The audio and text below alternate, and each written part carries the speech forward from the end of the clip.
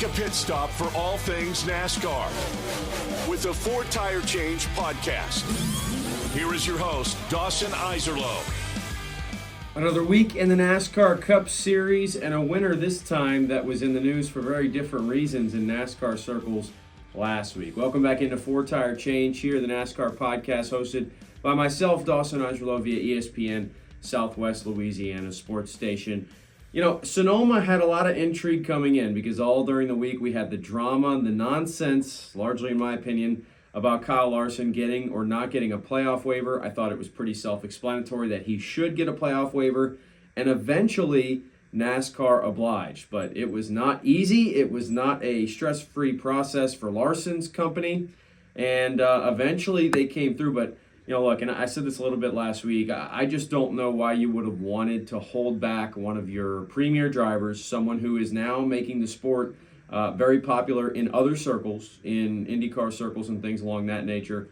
I don't know why you would have wanted to prevent something like that from potentially happening again in the future, but it seemed like NASCAR was going down that path. They were very hesitant, and they had their reasons, and I understand that maybe they misled each other along the way in that process, but eventually cooler heads seem to have prevailed, and NASCAR has made what I think is the right decision. So that is a good thing, and we will continue to see what happens with it. But that moves us to the Sonoma Raceway. Another road course, another chance for somebody to maybe come up and steal a playoff bid, which we thought was a possibility, especially given how some of these races have gone in recent memory. And early on, you know, with the qualifying, which I thought was interesting. You had some cars, you know, really starting up front that you wouldn't expect. You had others, like we've grown to expect Michael McDowell to qualify on the pole every week now, it seems like, right? And he was starting 12th. You know, Joey Logano was up front, and you thought, man, maybe a chance for them to turn their season around a little bit. Logano actually on the wrong side of the cut line. So some of those storylines, you had a couple supercar drivers coming over, Will Brown, you know, and how was that going to look and how was that going to impact things? You know, that was one of the things that was interesting to see coming in, but ultimately, those guys didn't end up being much of a factor. Shane Van Gisbergen did win back-to-back races in the Xfinity Series. Of course, they were at Portland last week, so back-to-back road courses, and he gets himself a couple of wins in a row here. So, you know, that was kind of some of the stuff going into this. But once this race got going, you know, it became a factor of a track position. And look, we know track position is critical at races like these. Tire wear wasn't as much of a factor, but there were a ton of wrecks early on, and a lot of cars getting out of sorts. And, you know, contact to the point where they had to call a yellow flag. Of course, in road courses, you have an opportunity to keep things green if everybody gets it sorted out. But Sonoma has a lot of tight corners where sometimes if you're blocking the track, you're going to have to call a caution regardless. And that's what happened here in the early portion of this thing. And I felt like Logano got off to a good start, and I thought maybe he'd have a chance here. Denny Hamlin blew an engine on the second lap, which was certainly a twist that kind of threw a wrench into things.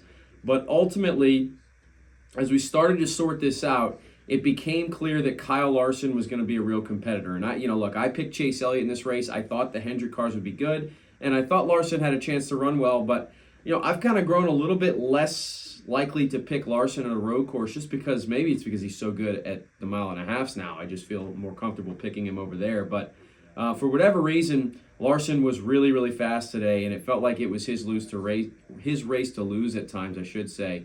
Now, there were some different strategies that played out, and after what was a mess of the first two stages, the third stage played out pretty naturally, and that became kind of really interesting the way that the strategy worked.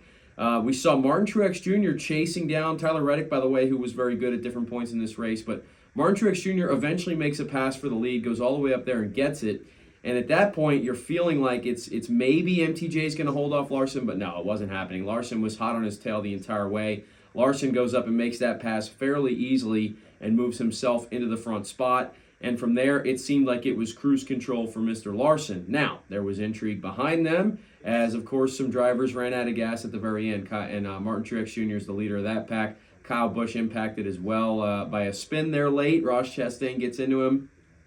I don't know. Ross Chastain's had his fair share of run-ins with drivers, and I thought he was a little over-aggressive there. And it's really a tough break for Kyle Busch because you talk about a guy who just needs a good run right now and needs to be finishing towards the front, and he had kind of put himself in position to do so. I mean, he had a really nice run going all day long. So for Kyle Busch, that's a really difficult break. Truex running out of gas on the final lap. Again, if he had been leading this race, it would have been another instance of Ryan Blaney that we saw a few weeks ago, but ultimately, he's the second-place car that runs out of gas. Larson is able to get to the finish. It does make Michael McDowell cruise through to a second place, which is big for him. He's still very unlikely to have a chance to get in on points, I think, here, especially when you factor in you could have another new winner at some point. But McDowell gets himself a second-place finish, a 40-point day, and moves himself up in the standings. Kyle Larson retakes the points lead with his victory. Even with missing the race at Charlotte and even with all the drama, he's now back in the spot that we expected him to be, and he picked up another win. So for Larson and that 5 team, they are making themselves out to be the clear-cut favorite right now as far as the NASCAR Cup Series is concerned. I don't think there's really any doubts about that right at this moment.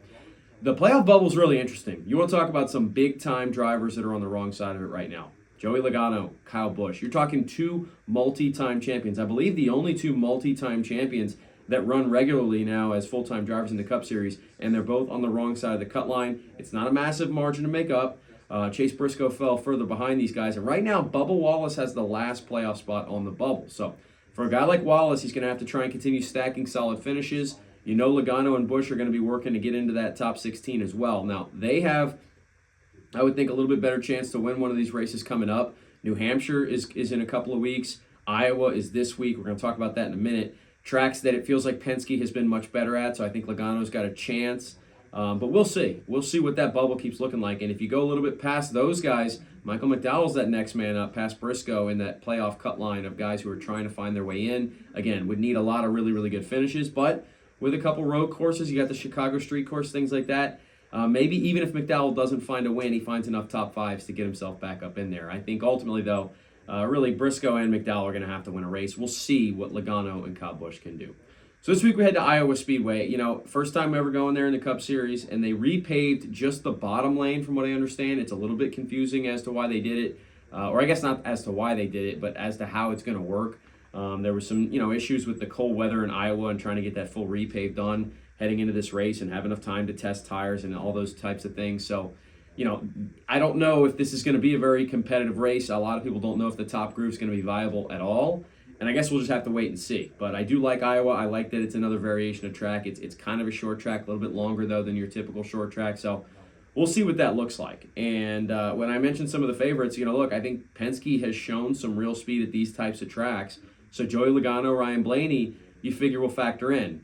But at the same time, those 2 teams have had so many issues this year. And, it goes without saying. Ryan Blaney has a win a couple weeks ago, and he just runs out of gas inexplicably, right? And his teammate Austin Cindric was the beneficiary. So, I don't know if those cars are going to show up with a ton of speed and then have their own problems, or if they're going to show up with a ton of speed and actually contend, or if they're not going to be all that fast at all. I do kind of lean in the direction of Joe Gibbs Racing, though, if I'm not going to pick a Penske car, if I feel like they're going to have their issues. And how about Martin Truex Jr.? It was a brutal way to finish this week. It's felt like a bit of a snake-bitten season for him. He's had a lot of opportunities, and it hasn't always gone his way, but I think MTJ and that team are kind of due for a win here, due for a veteran-type performance where he can handle track position, handle any adversity that comes up, and jump up and snag a win. If he does so, it'd be big for him, and it'd be big for that 19 team to try and continue positioning themselves well as we head down the stretch in the playoffs as well. That'll do it for this episode of 4 Tire Change. An interesting portion of the schedule. We'll get into it. We're going to have the Chicago Street Course in just a few weeks, but we've got some other big races coming up. I mentioned New Hampshire and Iowa this week. We'll see if somebody can steal a win, and we'll see where that playoff bubble keeps moving to. But until then, please continue to like, comment, subscribe. This has been the 4 Tire Change on ESPN Southwest Louisiana.